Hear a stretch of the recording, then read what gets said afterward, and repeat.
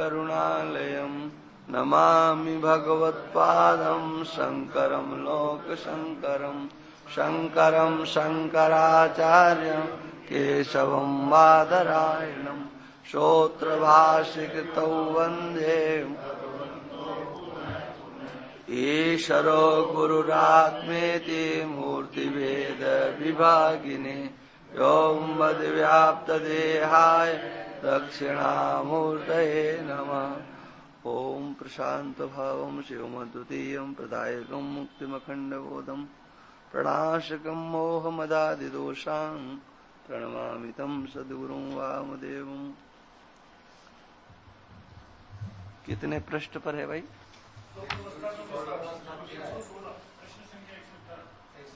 पृष्ठ संख्या अच्छा 116। हाँ ठीक है। कल जागृत अवस्था की चर्चा आ गई थी। जागृत अवस्था का मैं साक्षी हूं। हाँ, पहले देह 3 का मैं दृष्टा हूं। हाँ, और फिर विषय आया था पंचकोशातीत में हूं। हाँ, पंचकोशों से परे में हूं, पंचकोशों को जानने वाला हूं, देखने वाला, जानने वाला है और साक्षी। अब साक्षी की चर्चा चल रही है। हाँ, साक्षी माने साक्षी उसी को कहते हैं जो होने वाले समग्र व्यवहार को तटस्थ होकर के देखता है। तटस्थ कहो या असंग कहो। हाँ, असंग कहो, तटस्थ कहो, उदासीन कहो।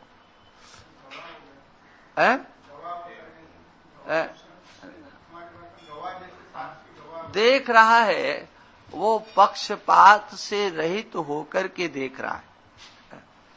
क्या अच्छा है क्या बुरा है उसने देखा है।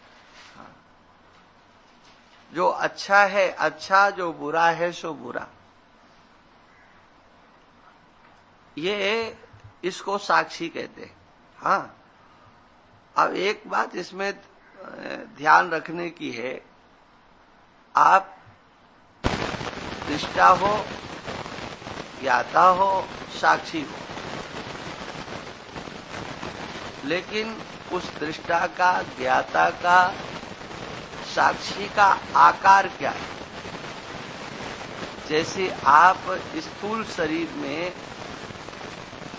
बैठ करके और फिर आप सीन देखते हो, दृश्य देखते हो, रूप देखते हो, तो कहते हो हाँ मैंने देखा है, मैं देखा। लेकिन जब हमारा शरीर स्थूल या सूक्ष्म जो भी है, हम उसके जब दृष्टा होंगे, साक्षी होंगे, व्यवहार के साक्षी होंगे, तो उस समय हमारा आकार क्या होगा?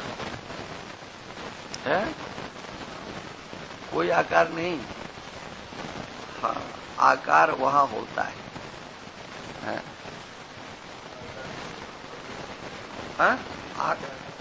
आकृति है, लेकिन आकृति केवल इतनी ही आकृति नहीं जिसको आप आकृति समझते हो। आकाश है, उसका व्यापकत्व, अवकाशत्व, यही उसका आकार है। दिखाई नहीं देता है लेकिन व्यापक है, हम अनुभव करते हैं। आकाश से भी सूक्ष्म हमारा अपना स्वरूप है। इसलिए जो दृष्टत्व है, जो ज्ञातृत्व है, जो साक्षित्व है, यही उसका आकार है। क्या आकार है? दृष्टत्व, दृष्टापना। दृष्टापना माने ज्ञान। अब सीधी सीधी भाषा में अगर कह दिया जाए तो ज्ञान ही उसका आकार है। साक्षी का, दृष्टा का नहीं, जिससे जाना जा रहा है। हाँ, देखो ज्ञान को देखो, एक ऐसे समझ लो, आपके पास बुद्धि है, इससे तो कोई इनकार नहीं करता, नहीं करते ना। लेकिन बुद्धि की आकृति क्या है? बुद्धि की आकृति है, आज तक कोई आकृति उसकी खींची नहीं गई, कोई आकृति खींची नहीं गई। लेकिन जो बुद्धि का भी ज्ञाता है, उसकी क्या आकृति? अरे गीता में भगवान ने यो बुद्धे परतस्तुषा एवं बुद्धे है परम बुद्धवा, उसको क्या जानना है? वो बुद्धि से भी परे है। माने जब बुद्धि की आकृति नहीं है,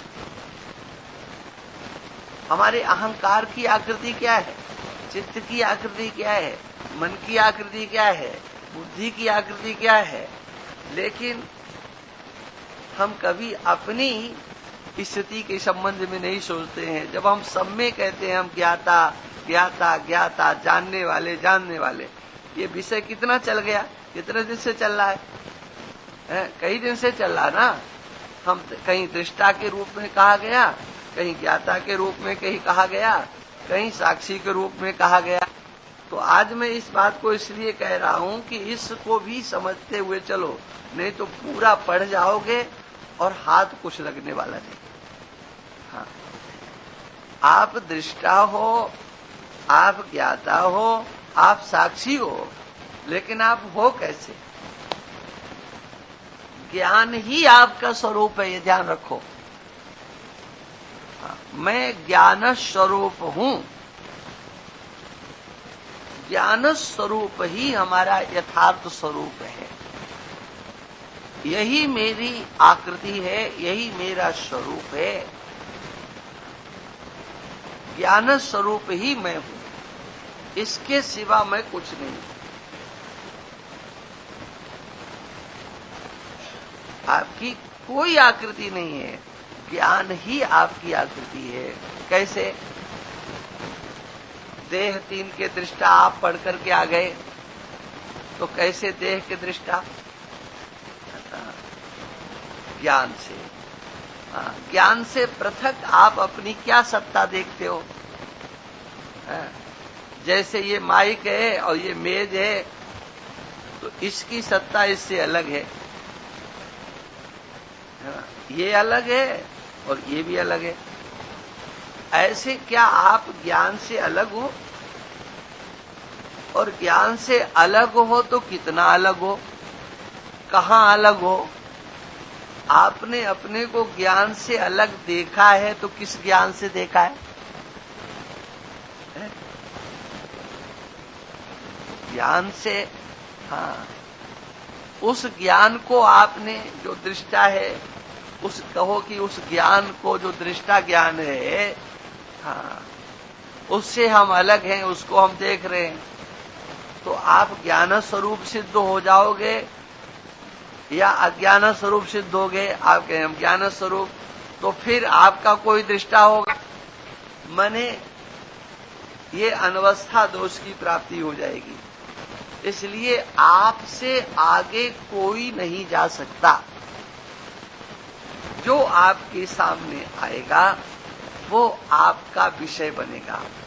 आपका विषय माने आपके ज्ञान का विषय बनेगा, आपके ज्ञान का विषय बनेगा, माने ज्ञान ही आप स्वरूप हैं। जैसे सूर्य का आकार क्या? प्रकाश ही उसका स्वरूप है। ये तो हम व्यवहार में कहते हैं सूर्य का प्रकाश है। सूर्य और प्रकाश पृथक पृथक नहीं है। सूर्य को प्रकाश से जैसे ही इसी तरह से हम और ज्ञान, ये दो चीजें नहीं है। एक मैं और एक ज्ञान, ये दो चीजें नहीं है। जो मैं हूं वो ज्ञान है, जो ज्ञान है सो मैं हूं। इसका मतलब ये नहीं समझ लेना मैं माने ये 3.5 हाथ के पुतले में आम बैठाल करके, स्त्री पुरुष बन करके, पिता पुत्र बन करके, पति पत्नी बन करके जो अहम स्फुरित होता है, उस अहम की वहां गति नहीं है। ये समग्र संबंध, समग्र व्यवहार जिस ज्ञान से जाने जाते हैं, है ना, वह मैं हूं। इसलिए साक्षी का मतलब ज्ञान स्वरूप, है ना। साक्षी का अर्थ क्या हुआ? ज्ञान ही स्वरूप है।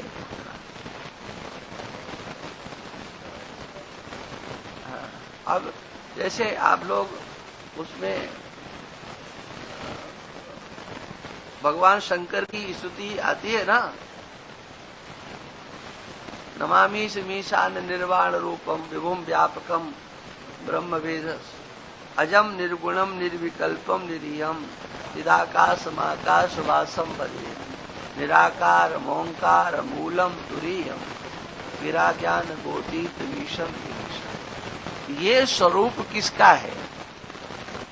ये भगवान शंकर का है कि हमारा है?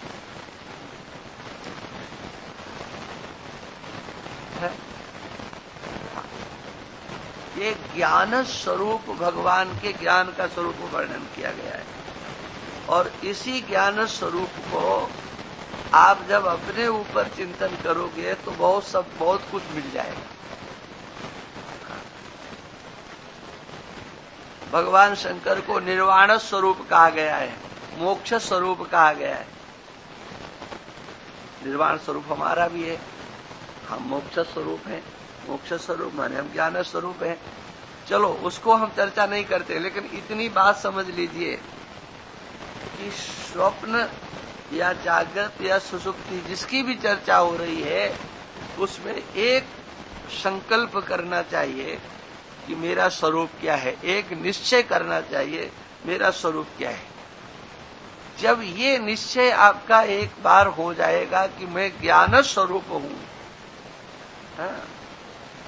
ज्ञान से पृथक मेरी कोई आकृति नहीं है, उस समय आपको बहुत अच्छा लगेगा।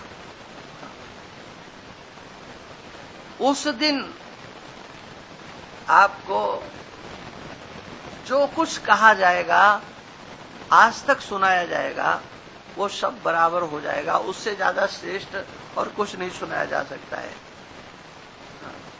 ज्ञान का जन्म नहीं होता और ज्ञान की मृत्यु नहीं होती। ज्ञान ज्ञान रहता है। ज्ञान की कोई आकृति नहीं है तो ज्ञान व्यापक होता है। हाँ, इस बात को मैं इस दृष्टि से कह रहा हूं कि इसमें एक ग्रंथियां हैं इस पुस्तक की, यहाँ दृष्टा के रूप में भी बताया गया। हाँ, देह 3 का दृष्टा हूं, हाँ, पंचकोशातीत में हूं और अवस्था 3 का साक्षी हूं, लेकिन स्वरूप क्या है? पीछे आया था सत, चित और आनंद आपका स्वरूप है, ठीक है। तो उस पर भी एक प्रश्न होगा, सत का आकार बताओ, सत्य की आकृति क्या है, चित्त की आकृति क्या है, आनंद की आकृति क्या है, क्या स्वरूप है? तब तीनों का एक ही स्वरूप सिद्ध होता है। हाँ, तीनों का कोई दूसरा स्वरूप कोई सिद्ध नहीं कर सकता। हाँ, ज्ञप्ति मात्र, ज्ञान मात्र। हाँ, सत भी ज्ञान मात्र सिद्ध होगा, चित्त भी ज्ञान मात्र सिद्ध होगा, आनंद भी। ये तो जो हम कहते हैं 3 शब्दों का प्रयोग करते हैं, वो तो व्यावर्तन करने के लिए। संसार में जो कुछ दिखाई पड़ता है उसके प्रति हमारी मान्यताएं बदलती हुई दिखाई पड़ती है। आज जो हमें सत्य प्रतीत होता है, कल हम उसी के लिए कह देते झूठा है। आज जो हमें अच्छा प्रतीत हो रहा है, ज्ञान ज्ञानी प्रतीत हो रहा है उसी को हम अज्ञानी कह देते हैं। आज हमको कहीं पर सुख प्रतीत हो रहा है उसी को हम दुख रूप देखने लग जाते हैं। हाँ, तो संसार में असतपना, जड़पना और दुखपना, ये तीनों सर्वत्र प्रतीत हो रहे हैं। उनसे पृथक करने के लिए कि संसार में तीनों तो सर्वत्र दिखाई पड़ते हैं, लेकिन जो ब्रह्म है, आत्मा है, ईश्वर है, वो असत नहीं सत्य है। हाँ, वो जड़ नहीं, वो चैतन्य है। वो दुख रूप नहीं है, वो सुख रूप है। तो ये बात यहाँ पर समझ लेना चाहिए। आपका स्वरूप क्या है? आपका ज्ञान ही स्वरूप है। दृष्टा के रूप में, ज्ञाता के रूप में, साक्षी के रूप में आप ज्ञान स्वरूप हो, ऐसा निश्चय करो। और जब ज्ञान स्वरूप आप अपना निश्चय करोगे तो इस शरीर से पृथक, सूक्ष्म शरीर से पृथक आपका निराकार स्वरूप सिद्ध हो जाएगा, आकृति से रहित स्वरूप सिद्ध हो जाएगा, अजन्मा सिद्ध हो जाएगा, अविकारी सिद्ध हो जाएगा। वो जो 5 हेतु कल बताए थे, परसों आया था, हाँ, वो सब उसमें केवल ज्ञान मात्र के निश्चय करने से ये सब के सब सिद्ध हो जाएंगे। अब आया ये अवस्था, स्वप्नावस्था क्या है? हाँ? तो इस जन्म के या पूर्व जन्मों के जागृत अवस्था में देखे सुने अथवा भोगे हुए पदार्थों के संस्कार, कंठ में रहने वाली बाल के 1000वें भाग के समान, माने एक जो बाल होता है उसका 1000वां हिस्सा करो। इतनी पतली जो नाड़ी है, उस इतनी पतली नाड़ी के अंदर आकाश है, ठीक है? और वो नाड़ी हमारे कंठदेश में विद्यमान है। उस नाड़ी के अंतर्गत ये स्वप्न की सृष्टि का खेल होता है? ये बात यहाँ पर कहते हैं, जिसको कि हिता नाम की नाड़ी कहा जाता है। उन संस्कारों से निद्रा काल में प्रातभाषिक सत्ता वाले 5 विषय आदि पदार्थ और उनके ज्ञान उत्पन्न होते हैं। इनसे जिस अवस्था में व्यवहार होता है वो स्वप्नावस्था है। यहाँ पर देखो, नीचे आपके टिप्पणी में बहुत सुंदर परिभाषा भगवत्पाद शंकराचार्य भगवान के लेखनी से यहाँ ला करके रखी गई है। कर्णेषु उपसंग्रहेषु जागरित संस्कारजः प्रत्ययः सविषया स्वप्न इति उच्यते। कर्ण कहते हैं ज्ञानेन्द्रियां, कर्मेंद्रियां और आपका अंतःकरण, इनका उपसंहार हो जाने पर, शांत हो जाने पर, निष्क्रिय हो जाने पर जागरित संस्कार, जागृत अवस्था के देखे गए संस्कारों से जन्म होता है जिस ज्ञान का प्रत्यय, और वो ज्ञान सविषय होता है। ऐसी अवस्था को स्वप्न कहते हैं। स्वप्नावस्था में जीव का स्थान, वाचा, भोग, शक्ति, गुण और स्वप्न के अभिमान से उस जीव का क्या नाम है ये बता रहे हैं। स्वप्नावस्था में जीव का स्थान होता है कंठ, वाचा मध्यमा, मध्यमा माने स्वयं बोले स्वयं सुने। कभी कभी लोग बकने भी लग जाते हैं, ना ना ना ना। भोग सूक्ष्म, वहां भोग होता है लेकिन सूक्ष्म होता है, क्यों पदार्थ नहीं होता है, केवल कल्पनात्मक भोग होता है। जागृत अवस्था के स्थूल भोगों के संस्कार जन्य वासना में भोग, ये उन्होंने स्पष्ट कर दिया। शक्ति, ज्ञान शक्ति, गुण सत्व होता है। और स्वप्न के अभिमान से उसका तेजस नाम हो जाता है। तेजस, तेजस नाम क्यों होता है भाई? हाँ, देखो तेज, तेज शब्द तो आपने सुना है? तेजस तेजस्वी नाम हम, तेजस्वियों में मैं तेज हूं। तो तेज का अर्थ होता है प्रकाश स्वरूप। प्रकाश स्वरूप, और प्रकाश स्वरूप का अर्थ होता है ज्ञान स्वरूप।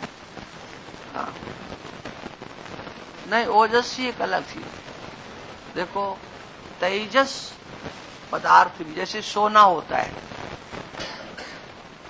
इसको तेजस तत्व कहते हैं। इसको हम पार्थिव कोटि में नहीं लाते हैं। क्यों नहीं लाते हैं? जलता नहीं है।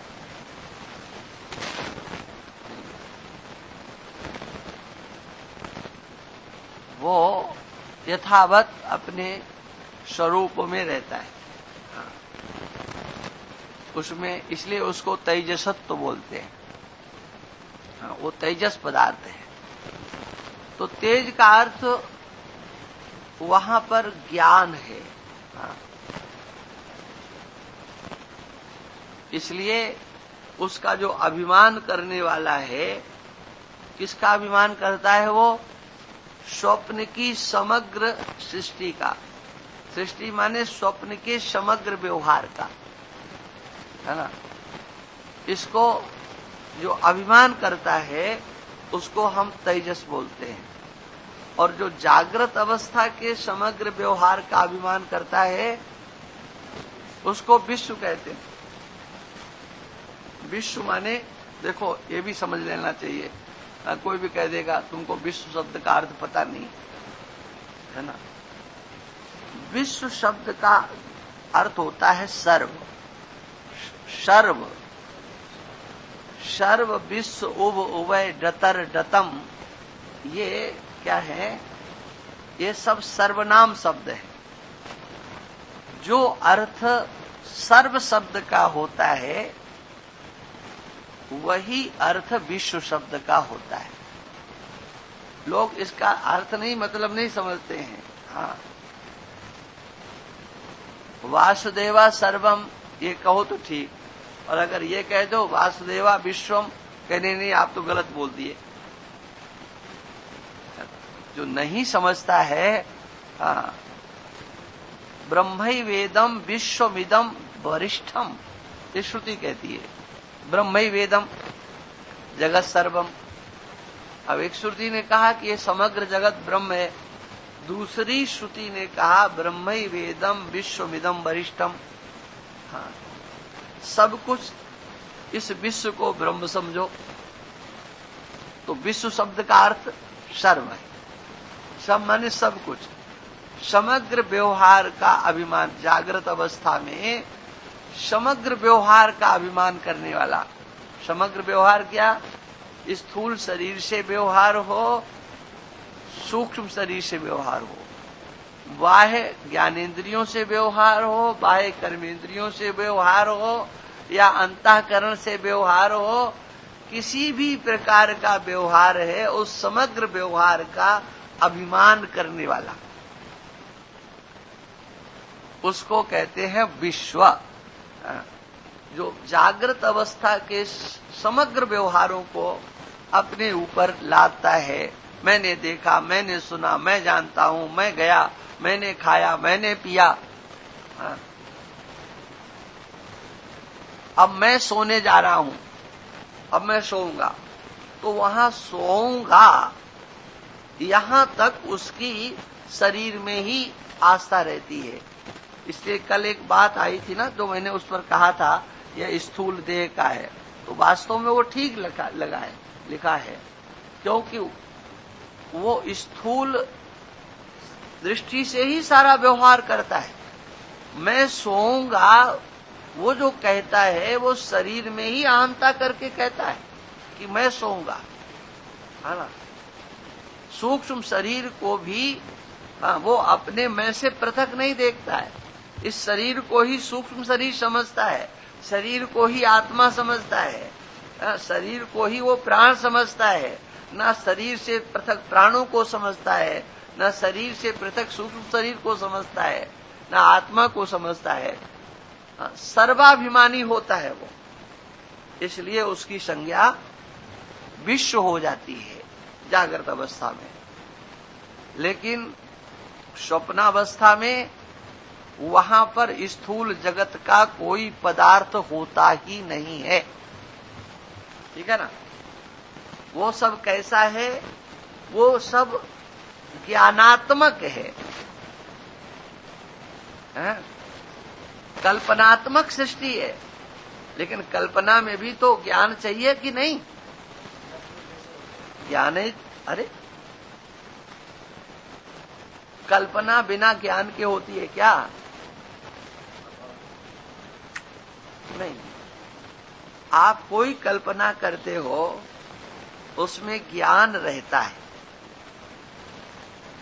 हमारा जो अंतःकरण है, आप पढ़ कर के आए हो, वो क्या है? कामनारायण जी, क्या है बताओ?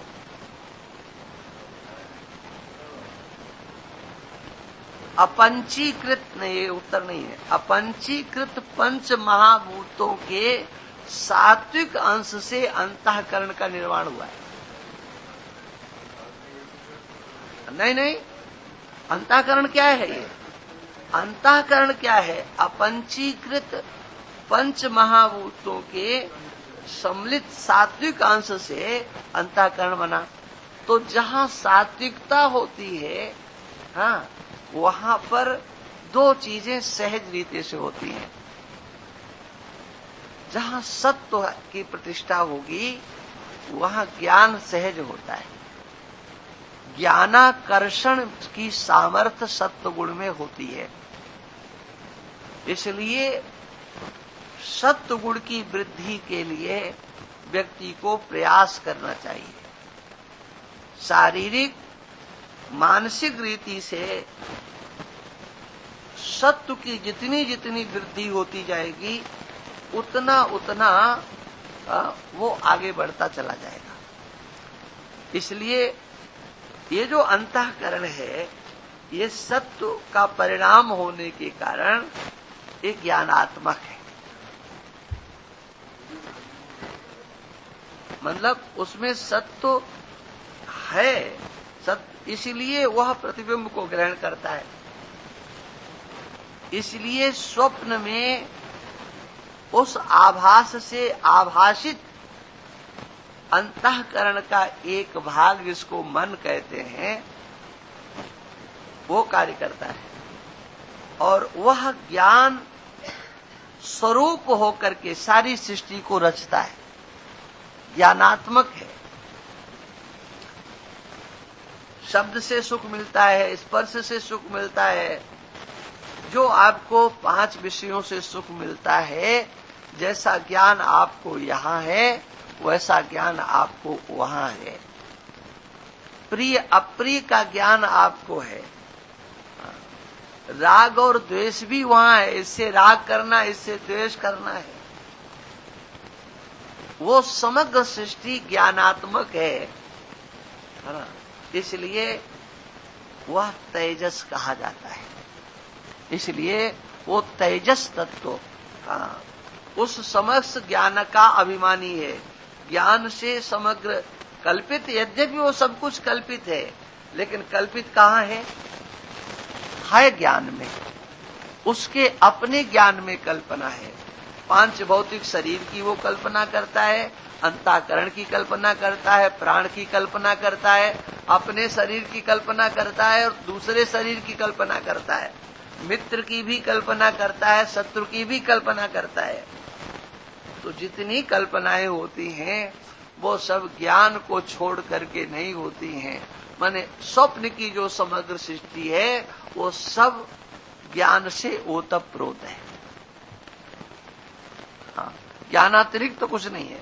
अरे आपके लोक में भी ज्ञानातिरिक्त क्या है? हाँ, कुछ भी ज्ञानातिरिक्त नहीं है। जहां उंगली रखोगे वहां ज्ञान नजर आएगा। आपने निर्माण किया है या ईश्वर ने निर्माण किया है? ये माइक है, ये मोबाइल है, ये मेज है ना?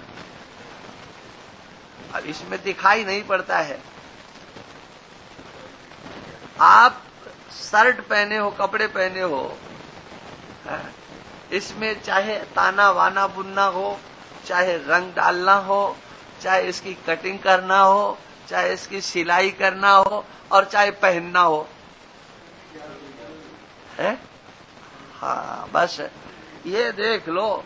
हाँ, ठीक है। तो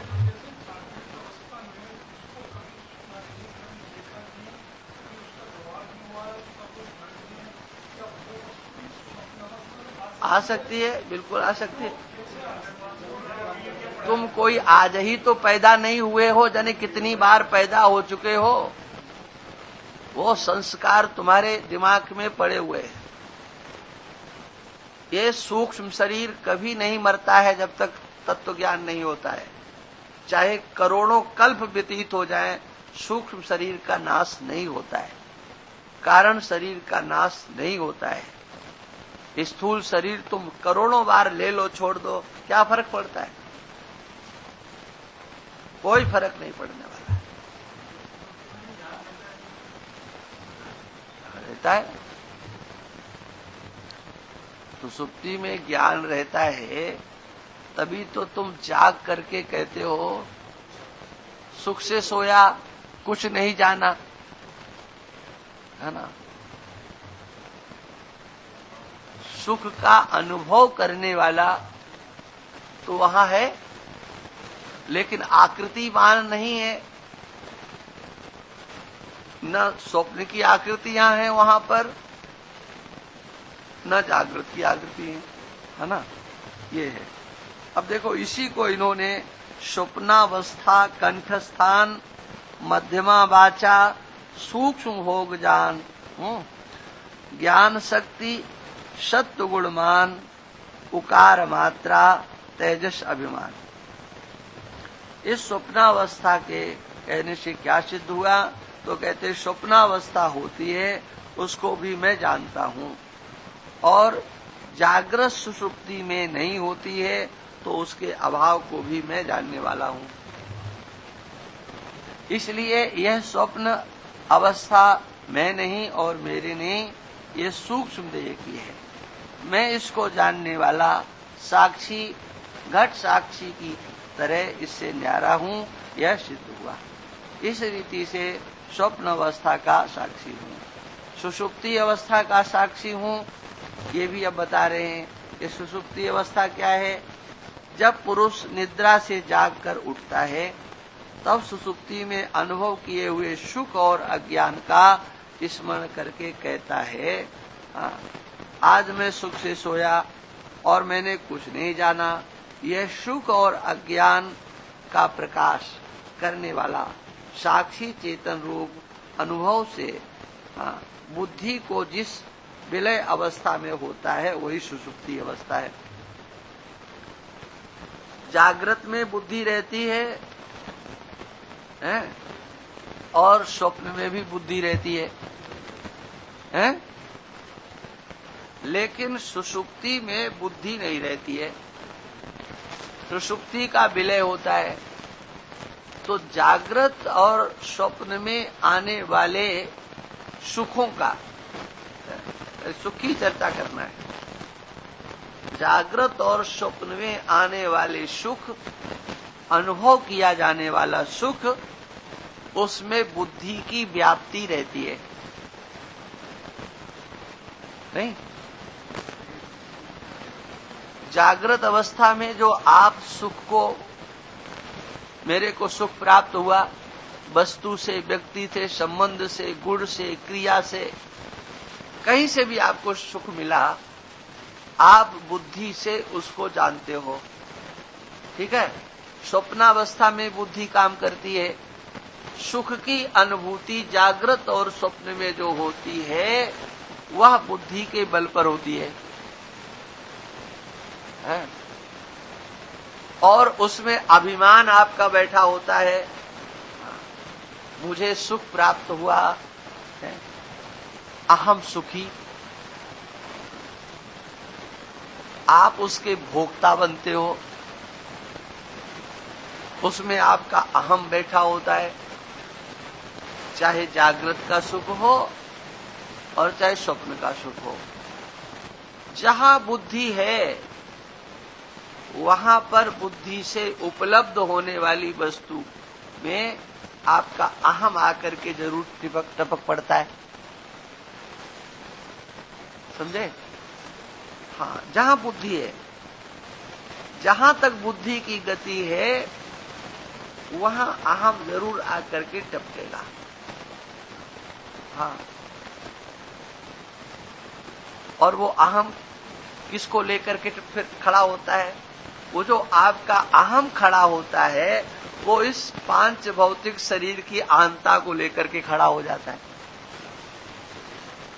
अहम आया, अहम तो आ जाए, लेकिन देह की कार्य कारण संघात की अहंता का उदय न हो बुद्धि में, फिर तो काम ही बन गया, है ना?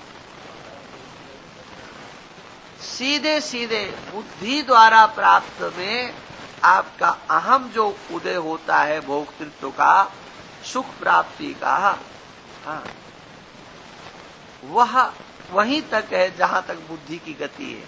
जहां बुद्धि की गति है वहां अहंकार की गति है। इसलिए अहंकार का बुद्धि में विलय कर दिया जाता है। जब कहते हैं कि नहीं दो ही रखो, तो बोले अहंकार कहाँ ले जाओगे? बोले अहंकार को हम मन में बुद्धि में विलय कर देंगे। जहां बुद्धि है वहां अहंकार है, जहां अहंकार है वहां बुद्धि है। तो सुप्ति अवस्था में आपका देह में अभिमान करने वाला जो अहम है वो नहीं रहता है। वहां जाति का अभिमान नहीं, रूप का अभिमान नहीं, वस्तु का अभिमान नहीं, संबंध का अभिमान नहीं, कोई अहंकार नहीं रहता है। क्यों नहीं रहता है? आपका दिमाग वहां फेल हो जाता है। हाँ, आपकी बुद्धि वहां काम नहीं करती है, बुद्धि पूर्ण रीति से सो जाती है। ठीक है, यहां तक बात समझ में आई कि नहीं आई? यहां तक बात समझ में आ गई हो तो अब आगे बात की जाए। वहां नहीं है, अहंकार सो गया है वहां पर। जिस अहंकार से जागृत अवस्था में व्यवहार होता, स्वप्नावस्था में व्यवहार होता, अहंकार भी सोया हुआ है, बुद्धि भी सोई हुई है। और नहीं, मिटा तो नहीं है, सुप्त है। भागवत में स्पष्ट आया है, हम च प्रसुप्ते, अहम ही प्रसुप्ते, हम च प्रसुप्ते। अहम के सो जाने पर, बुद्धि के सो जाने पर, है ना, फिर वहां पर जो सुख आता है वो किसका है?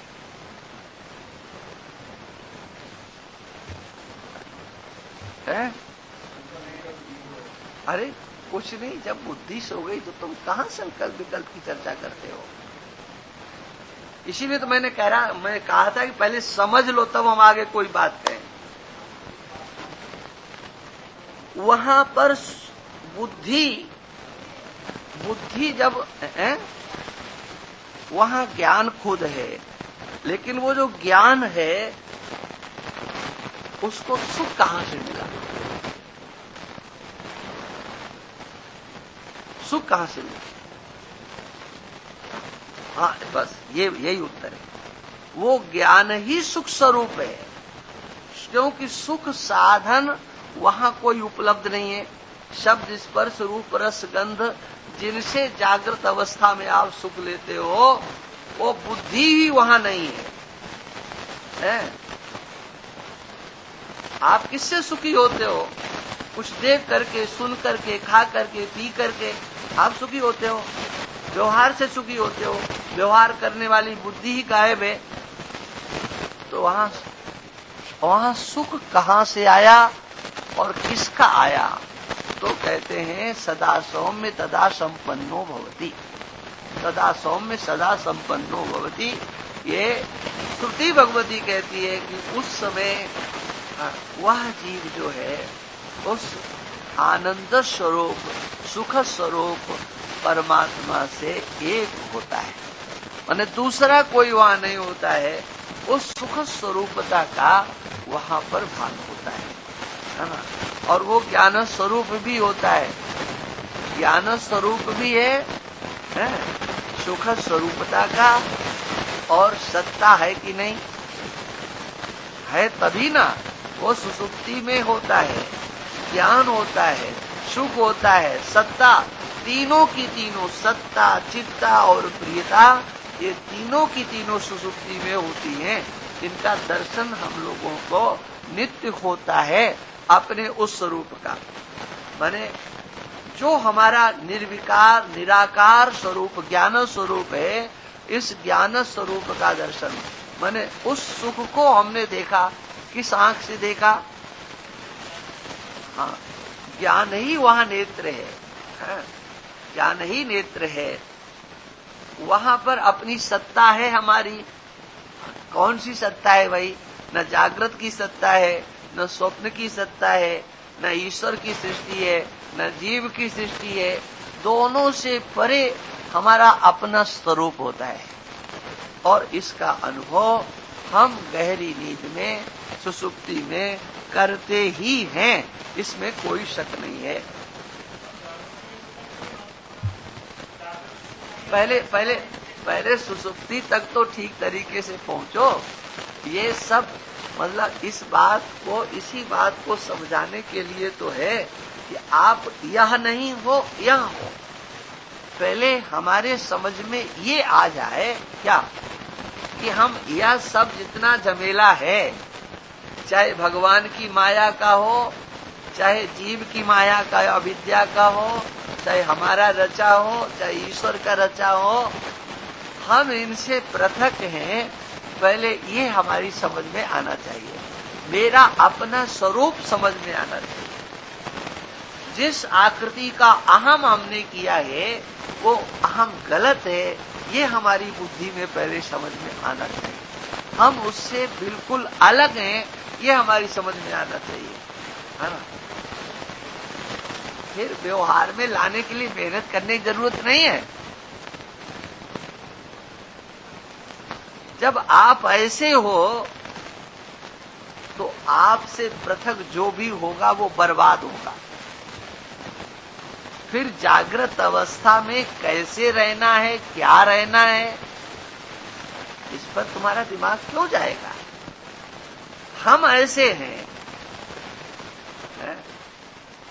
हम ऐसे ये निश्चय होने के बाद में फिर जो हो रहा है, जैसा हो रहा है, आप वो नहीं हो। शरीर में रोग आया तो मैं रोगी नहीं, क्योंकि मेरा ये आकार नहीं। अंतःकरण में कोई रोग आया तो मैं रोगी नहीं हूं, ये मेरा आकार नहीं है। न सूक्ष्म शरीर मेरा आकार है, न स्थूल शरीर मेरा आकार है। इन आकारों से होने वाला व्यवहार मेरा नहीं है, क्योंकि मेरा आकार नहीं है और आकार के बिना व्यवहार चलता नहीं। मैं इससे पृथक हूं। ये जो तीनों प्रकरण यहाँ एक साथ दिए गए हैं, ये बहुत चिंतन करने के हैं। बार बार इनको आप पढ़िए, बार बार देखिए, और अपने चाहे साक्षी शब्द का प्रयोग हो, चाहे दृष्टा शब्द का प्रयोग हो, चाहे ज्ञाता शब्द का प्रयोग हो, आप ये देखो, ये शरीर ज्ञाता नहीं है, ये शरीर दृष्टा नहीं है, ये शरीर साक्षी नहीं है। सूक्ष्म शरीर ज्ञाता नहीं है, सूक्ष्म शरीर दृष्टा नहीं है, सूक्ष्म शरीर साक्षी नहीं है। मैं इन तीनों से अलग हूं और वो ज्ञान ही हमारा स्वरूप है। ठीक है, ये हो गया ना सुसुप्ति वाला, पूरा हो गया ना। सुसुप्ति अवस्था क्या, ये तो हो गया था ना। अच्छा, सुसुप्ति अवस्था में जीव का स्थान वाचा भोग शक्ति गुण और सुषुप्ति के अभिमान से उस जीव का नाम क्या है?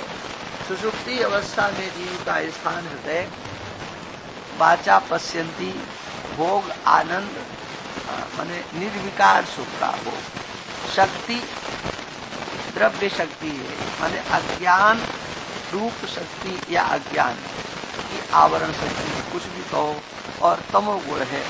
और सुषुप्ति के अभिमानी को प्राज्ञ कहा जाता है, उसकी संज्ञा प्राज्ञ हो जाती है। सुषुप्ति अवस्था, हृदय स्थान, पश्यंती वाचा, आनंद भोग जान, द्रव्य शक्ति, तमोगुण मान, मकार मात्रा, प्राज्ञ अभिमान। इस सुषुप्ति अवस्था का आप दृष्टांत यहाँ पर देते हैं। लोगों का प्रश्न होता है कि हम जाग करके ही ऐसा कहते हैं, उस समय हमको भान हो जाना चाहिए। तो उसको लेकर के यहाँ दृष्टांत देते हैं। कहते हैं किसी का आभूषण कुएं में गिर जाए और उसको निकालने के लिए कोई तैराक पुरुष कुएं में उतरे और वह पुरुष भूषण मिले, मतलब जब डुबकी लगाता है तो भूषण मिले तो उसको भी जानता है, लेकिन कहने के साधन जो वाक इंद्रिय है उसके देवता है अग्नि, और अग्नि का जल के साथ विरोध होने से वो बोलने की जो शक्ति है तिरोहित हो जाती है, अतः वो कह नहीं सकता। और जल के बाहर निकलने पर कहने का साधन देवता सहित वाक इंद्रिय के अतिरोहित होने से भूषण मिला या नहीं ये बात कह पाता है। ऐसे ही सुषुप्ति अवस्था में सुख और अज्ञान का साक्षी चेतन रूप सामान्य ज्ञान है, परंतु विशेष ज्ञान के साधन जो इंद्रिय और अंतःकरण है उनका वहाँ अभाव होता है। अतः सुख और अज्ञान का विशेष ज्ञान होता नहीं, और जब पुरुष जागता है तो विशेष ज्ञान के साधन इंद्रिय और अंतःकरण होते हैं। अतः सुषुप्ति में अनुभूत सुख और अज्ञान की स्मृति रूप विशेष ज्ञान होता है। इसको स्मृति ज्ञान बोलते हैं। कौन? जो सुषुप्ति में सुख और अज्ञान का हम लोगों ने दर्शन किया उसको जागृत में आकर के कहते हैं, तो इसको स्मृति ज्ञान बोलते हैं। हाँ, स्मृति ज्ञान कहते हैं। स्मृति जो होती है वो अनुभूत विषय की ही हुआ करती है, तो अनुभव करने वाला वहां कोई था, जो अनुभव करने वाला था उसने उसका अनुभव किया, लेकिन कारण न होने के कारण, क्योंकि कारण सब सुप्त थे, सभी कारण सुप्त होते हुए भी बुद्धि और आम भी वहां सुप्त था, इसलिए हम उसको वहां व्यक्त नहीं कर सके, लेकिन वो स्मृति हमारी यथावत रही। अथवा कहते हैं जैसे आतप धूप में पिघला हुआ घृत छाया में स्थित होने से गाढ़ा हो जाता है और फिर आतप होने से पिघल जाता है, ऐसे ही सुषुप्ति में कारण शरीर रूप अज्ञान है, वही जागृत एवं स्वप्न में बुद्धि रूप हो जाता है और सुषुप्ति में पुनः अज्ञान रूप हो जाता है। क्या समझे?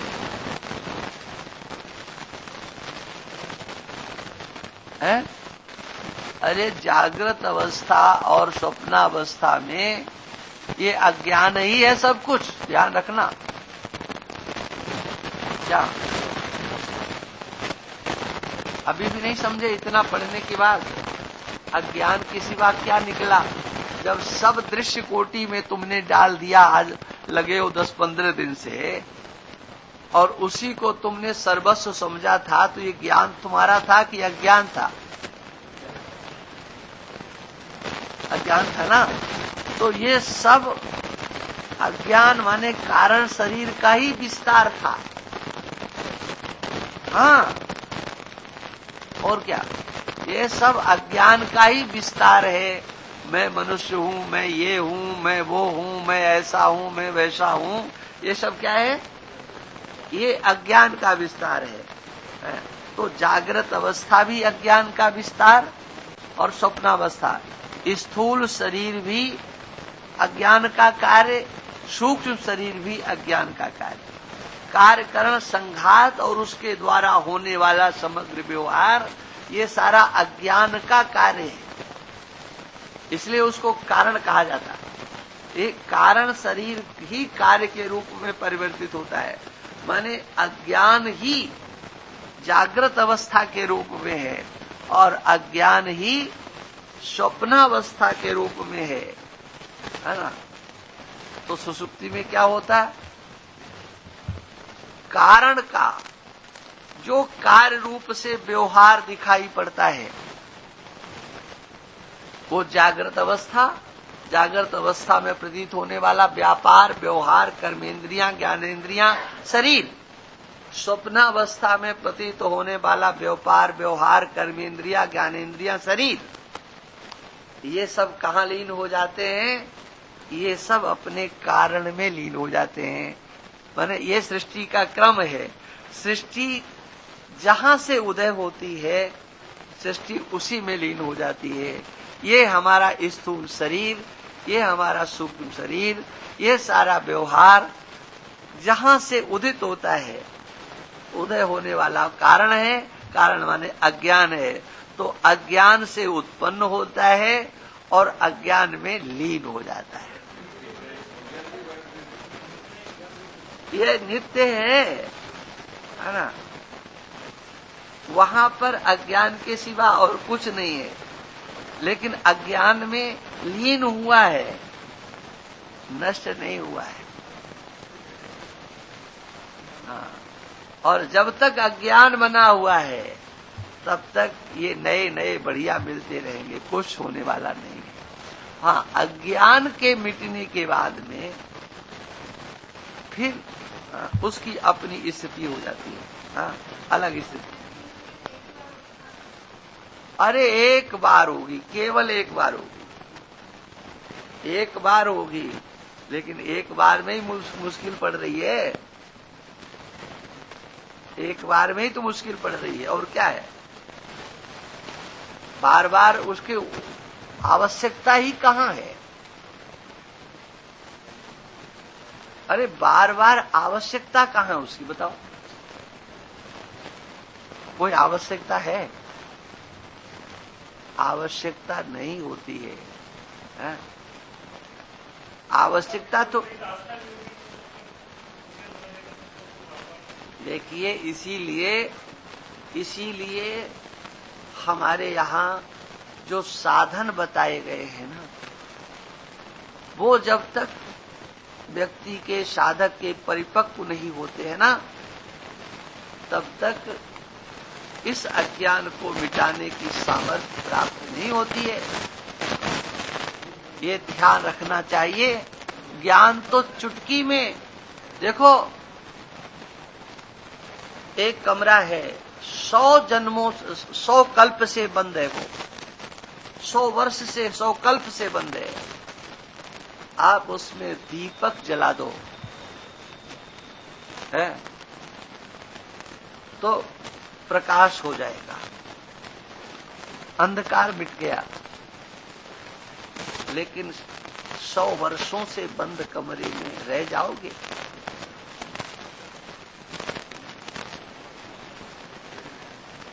नहीं रह नहीं सकते। आपने प्रकाश ही नहीं हुआ है। आप तो जैसे एक कुत्ते और सुअर अपनी जिंदगी व्यतीत करते थे, तुम लोग कर रहे हो। प्रकाश कहाँ हुआ है? हाँ तो नहीं, प्रकाश तो आपने किया है, प्रकाश आपने किया है, लेकिन रहने लायक नहीं बनाया है। हाँ, ध्यान रखना चाहिए कि इसीलिए मल और विक्षेप और आवरण, इनकी चर्चा होती है। उस कमरे में अगर आपको रहना है तो ध्यान रखना, उसके जाले हटाने पड़ेंगे। हाँ, उसमें जो बंद पड़ा था, इतनी उसमें धूल होगी, क्या वो प्रकाश मिटा देगा? प्रकाश दर्शन करा देगा, लेकिन उसकी गंदगी को हटाएगा नहीं।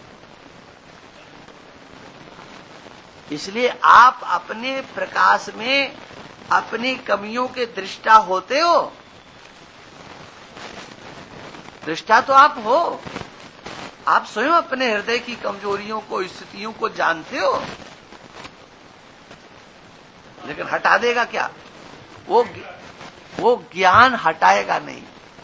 ज्ञान तो तुम्हारे पास तुम्हारी अच्छाइयों बुराइयों को, धर्म को अधर्म को, सत्य को असत्य को, सबको बता रहा है क्या है, और तुम जान रहे हो, लेकिन उस ज्ञान से होगा क्या?